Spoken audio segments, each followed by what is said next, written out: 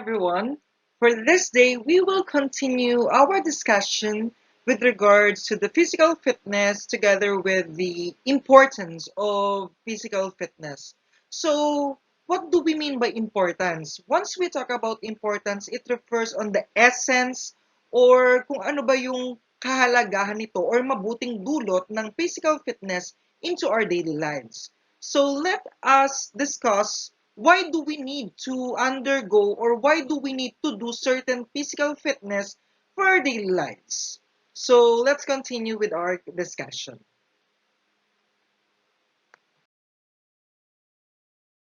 So let us discuss what do we mean by the importance of physical fitness. Actually, there are different benefits that we can get by having or by involving ourselves into exercise, into physical fitness, or into different kinds of sports. Maraming benefits yung mga yan, especially into our body. The first benefits that we will discuss is physical fitness designed for the proper growth of bones and muscle. So let's discuss first what is the purpose of the bones into our body. The bones serves as the framework into our body. Once we said framework, it supports the body, it supports the muscle. Without bone, our body will be like a gelatin. Wala siyang magiging hulmahan, wala siyang magiging support. So therefore, bones is very important into our body. And the muscle is the one that create force in every action that we do. So without force, sometimes we cannot do a certain task. And of course, there are different purposes of muscles. So without those two, we cannot perform any activity. So very evident and very important itong dalawang system na to, which are the skeletal system and muscular system into our body. So silang dalawa yung nagtutulungan in every activity. So let's discuss how do they synchronize their function into our body. So once we involve in exercise, our skeletal system and our muscular system helps one another. Nagtutulong yung dalawa every action that we do. Example, in exercise, the muscular and skeletal system help the body to become more stronger and stiffer. So meaning, since we are engaging in physical activity, our body becomes stronger. So mas lumalakas tayo habang napapadalas yung pag-involve natin into physical activity. For example, into the people that engage themselves in gym or yung mga nag-gym, you will notice that their muscles become more firm or mas lumalaki in terms of size. Why? Because the muscle is very flexible. So the more na nag-engage siya into physical activity, the more na nag-flex siya, the more na naglumalaki siya. So the more tayo na ginagawa yung mga bagay na yon, the more na nasasanay yung katawan natin. And kapag nasanay yung katawan natin, hindi na siya mabilisang napapagod. Because our body is programmed into that action, into that activity. So therefore, the purpose of this is to become stronger than before. So that is the main purpose. So mas nagiging maganda yung build ng ating katawan because we engage into physical activities. So that is the first importance. Again, the first importance of physical fitness is for proper growth of bones and muscle. The second importance of physical fitness or involving ourselves in exercise is to minimize the stress responses. So at first, you will ask, what is the connection of stress into physical fitness? That is the first question. So actually, stress comes into the brain of a person. So yun yung pinagmumulan niya. Let's discuss what is stress. So once we said stress, as we all know, stress is a feeling of emotional and physical tension because of the activity, because of the things around us. Sometimes, iniisip natin on how we solve the problem. And sometimes, because of the different problems, it becomes stressful into our daily lives. So, connected yung brains and body natin. So therefore, because of the activity or because of the things happens into our surrounding, sometimes people get stressed into their works, into their jobs, into their studies, and so on and so forth. So meaning, related ang brain into the body. So kapag naapektuhan yung brain natin, maapektuhan din yung body natin. But the question is, what is the connection of brain, body, and exercise? Actually, this is the answer.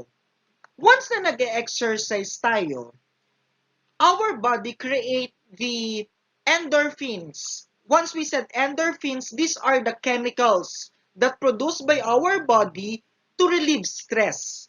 So therefore, the more na nag-exercise tayo, the more na nagka-create ng endorphin, the more na pwede niyang patayin or pwede niyang alisin yung stress into our body.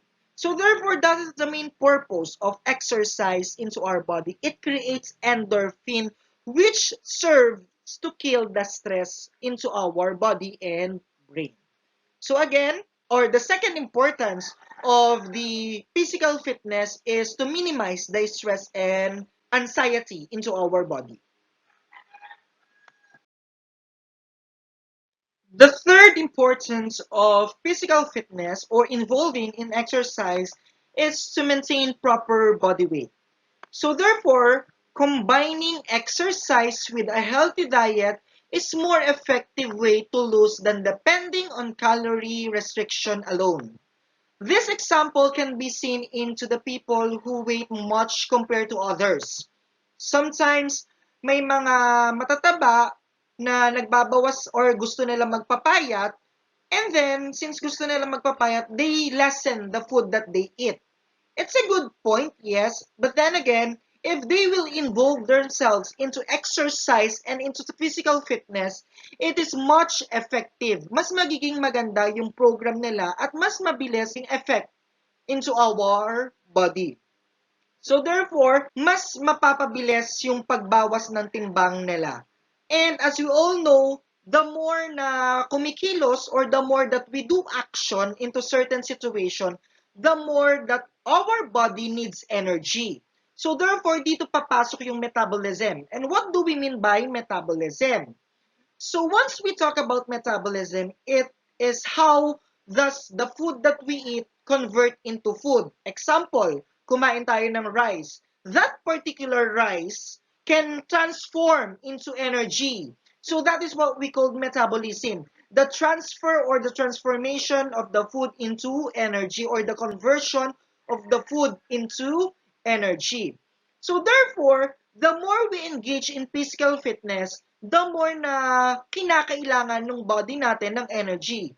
So therefore, the more na mas mabilis ma-convert yung food that we eat into energy. Kasi nga, mas kinakailangan natin ng energy. So, mas mapapabilis yung pag-loosen ng weight if we will involve ourselves into physical fitness like yoga, like aerobics, hip-hop dancing, so on and so forth. Any kinds of activity like sports and recreational activities. So therefore, that is the main purpose or that is the third purpose of involving ourselves in physical fitness to maintain proper body weight.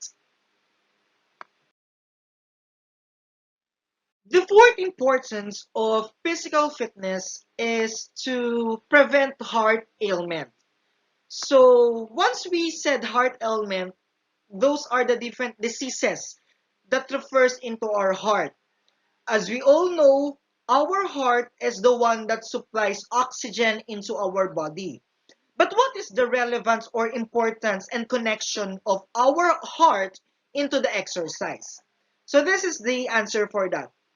Exercise can be or can prevent even reverse effect of a certain diseases. So pwede niyang malunasan or pwede niyang maiwasan yung mga sakit because of exercise. So exercise lowers blood pressure and cholesterol, which may prevent heart attacks. Sometimes the food that we eat or the things that we do, especially those fatty and salty food, sometimes it creates cholesterol into our body. As we all know, cholesterol is not good for our health. And sometimes yung cholesterol, or most of the time rather, most of the time, the cholesterol is the enemy of our heart.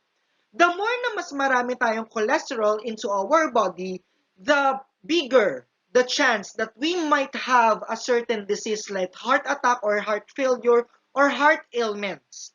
So therefore, the answer for this is to involve ourselves into physical fitness.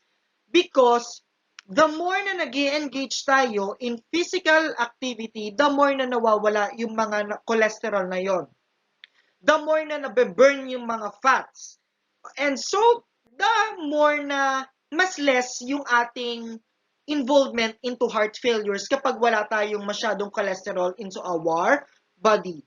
And sometimes, based on the research, exercise can enhance our daily lives as an individual. Exercise also prevent cancer, different kinds of chronic diseases, and severe diseases. That is one of the purpose why do we need to involve ourselves into physical fitness, to eradicate and to prevent illnesses. If you want to have a copy of this PowerPoint, you may click the link below and enter this code for you to get your own copy. Thank you. To continue with our discussion, the fourth importance of physical fitness or involving ourselves in daily activities is delaying the process of age. As many of us becomes less active as we age over time, this can lead into some problems like stiffening the muscles into our heart. 'Di ba kasi sometimes, mostly, the more na tumatanda tayo, the more na tinatamad tayong mag-engage into physical activity. And that is a bad practice. Pwedeng hindi mag-function ng maganda yung heart natin, or pwedeng mag-create ng different heart failures or heart problems because hindi tayo nag-engage into daily activities. The more we engage ourselves in physical activity naman, the more we become healthy and fit and flexible, of course. Because of this, mas nagiging flexible tayo and mas nagiging malikse yung pangangatawan ng isang tao once na nag-engage siya in terms of activity or exercise. With this, the exercise also helps the body to become physically fit. The body becomes much stronger to reduce the aging of the body. Sometimes kasi, the more na hindi tayo gumagalaw, the more na mas madaming cells na namamatay sa atin. So therefore, this kind of cells, yung mga namamatay, pwede silang ma-rejuvenate by means of exercise. Delays the process of aging. 'Di ba? Sometimes kapag sobrang wala tayong ginagawa, ang bilis nating hingalin or hapuin. And that is a bad practice for us. So our body becomes older kapag ganun yung ating ginagawa. Meanwhile, on the other hand, once we involve ourselves into physical fitness, it becomes healthy and new for our daily lives. So that is how does physical activity change our body in terms of delaying the age of a certain individual. And last but not the least is the importance of physical fitness. Experience joy of participation in any recreational sport or activity. Sometimes physical activity brings us joys and happiness. This encourage social interaction. So, nagkakaroon tayo ng social gathering, especially into team sports or into some exercise. Example, Zumba. In Zumba, we engage into people. In Zumba, we add socialization with this. And because of that, it adds interaction and joy into our body. Sometimes, there are some activity na kinakailangan na may kasama. So like team sport, as I mentioned a while ago, dito na de-develop yung ating social interaction. And because of our social interaction, it brings us joys and happiness and also friendship to one another. Second, Physical fitness also increase personal confidence and self-awareness. Sometimes mas nagiging confident tayo, especially sa physical attributes or sa pangangatawan natin. An example of this is mas nawawala sa atin yung hiya, especially dun sa mga matataba, 'di ba? Sometimes nawawalan ng confidence sila kapag, sorry for the term, pag medyo may kalakihan yung body size nila, nawawala yung kanilang confidence. And nalalasan din yung joy of their lives. So therefore, to eradicate that particular anxiety or stress, we need to involve ourselves into physical fitness. Physical fitness boosts also our confidence and create joy every now and then. So with that, I hope you understand what are the different importance of physical fitness into our daily lives. Again, be healthy for our daily activity or for our daily lives because health is wealth. Thank you and have a nice day ahead.